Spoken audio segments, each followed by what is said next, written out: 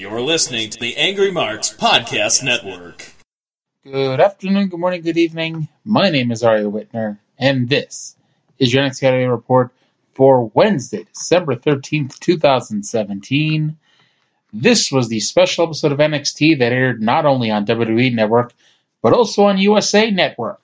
I personally watched the version on the WWE Network, but I DVR'd the USA version, and I quickly fast-forwarded through USA to see if there's any differences. There were a few, and I'll point them out as we go along here.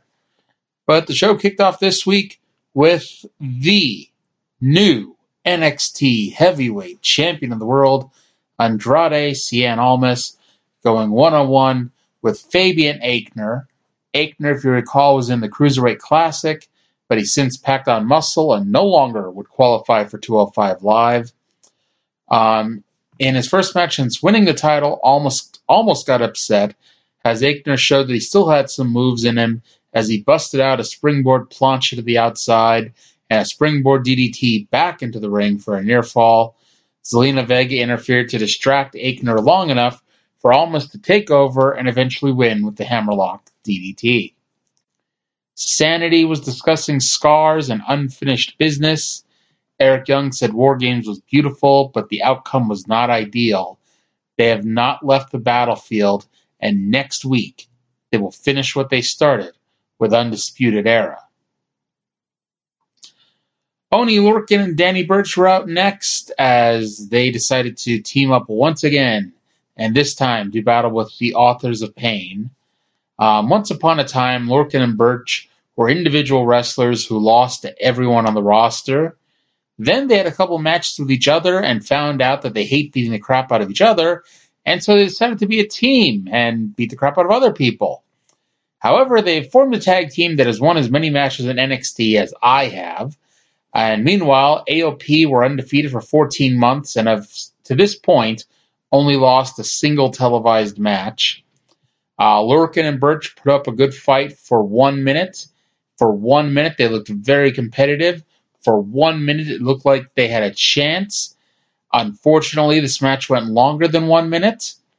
AOP hit the Super Collider and then pinned Lorcan with the last chapter. A video package aired for Pete Dunne versus Tyler Bate.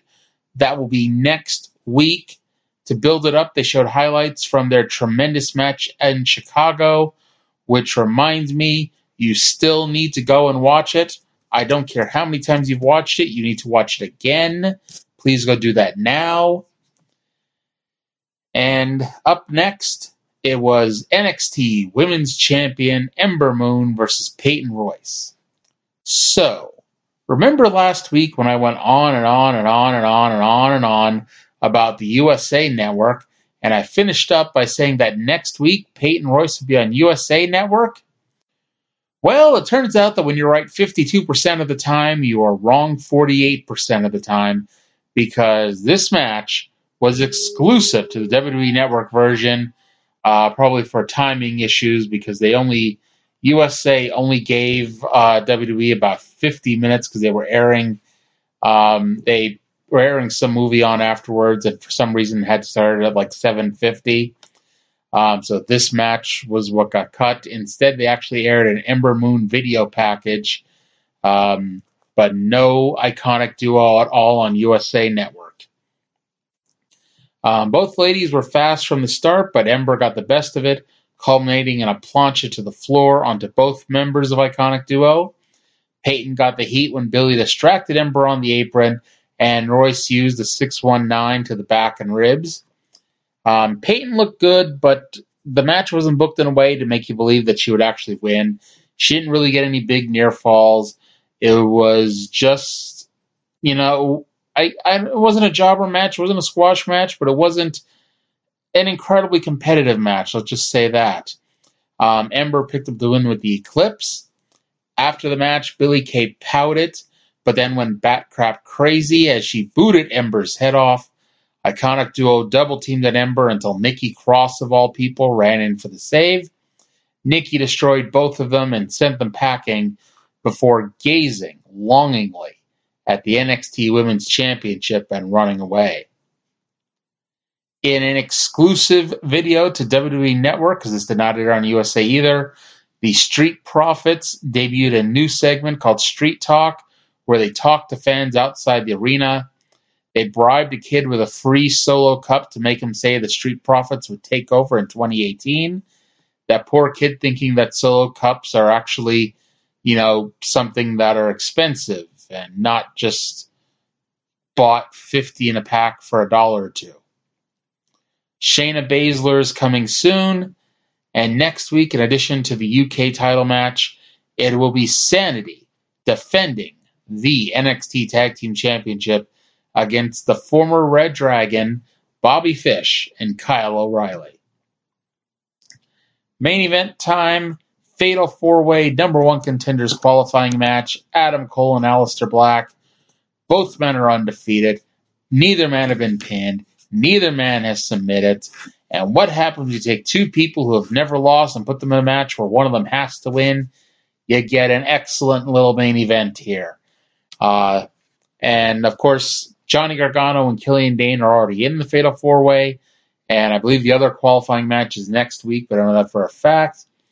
But this match was really good. It was a well-fought match between two supremely talented wrestlers who obviously need to learn how to work, and thus that's why they're in developmental. Cole had on a crossface, and when Black got to the ropes, Cole held it on for as long as he could to wear down his foe. Cole at this point really should have kept his yap shut, and that was actually the story of the match.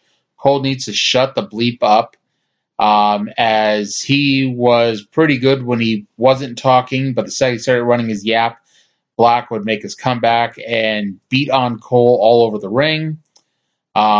Black kicked Cole's leg out of his leg at one point. Cole went up top for a big what a maneuver, but he got kicked in midair, and that led to actually led to an excellent series of near falls with both men, has both hit big move after big move, getting 2 count after 2 count, and almost surprisingly, Black won with Black Mass after Cole screamed at him, "What have you got?" I was actually surprised by that finish. I assumed that Velveteen Dream would come out and attack Black and interfere, and Cole would pin him, but I was wrong. So that does it for this week. The only other thing that was different on the USA Network version was the Sanity interview was after the Authors of Pain match instead of earlier in the show for whatever reason. I don't know. But that's going to do it. I'm going to thank you all for listening, and I'll talk to you again in 7 days. You're listening to the Angry Marks Podcast Network.